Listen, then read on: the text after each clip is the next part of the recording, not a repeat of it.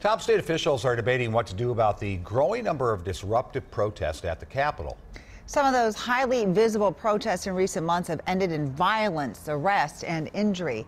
Pat Kessler is at the Capitol this evening. He joins us right now. So, Pat, we've seen a lot more of this.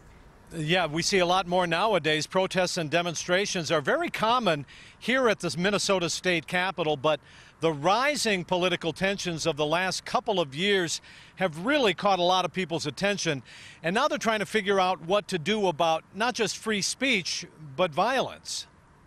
Recent state capitol protests look more like confrontations, like this one between President Trump's supporters and opponents. Some disruptions extend to Capitol hearing rooms where protesters shut them down. We'll be back! One top Republican says it's endangering public safety, and he's got a new idea, restricting protests to an on-site free speech zone. I think it's something that we should consider, but I'm not sure where. I don't have the knowledge of where that would be. Perhaps maybe just on the front steps of the Capitol, or limit it to the rotunda. In May, protesters occupied the entrance of the governor's office day and night for several days.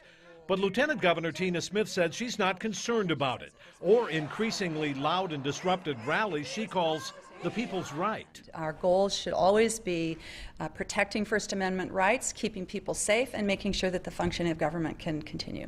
The state requires permits for organized protests, but those are sometimes interrupted by unpermitted counter-protesters. Even so, security officers say they don't see a big problem yet. And whenever we have events that appear to be a higher profile nature, we have not been hesitant to call in extra help. And as most of you have seen, there have been a number of times where we've seen dozens of troopers here. Well, state officials recently added a lot more security here at the Capitol. And remember, this state Capitol was just recently completed renovation, a $300 million renovation, and hundreds of security cameras were added. And now today, Amelia, we hear that they want to do $36 million more of security enhancements here. But that will make things safer, but they still have that give and take, public safety and free speech. All right, Pat. Thank you. You bet.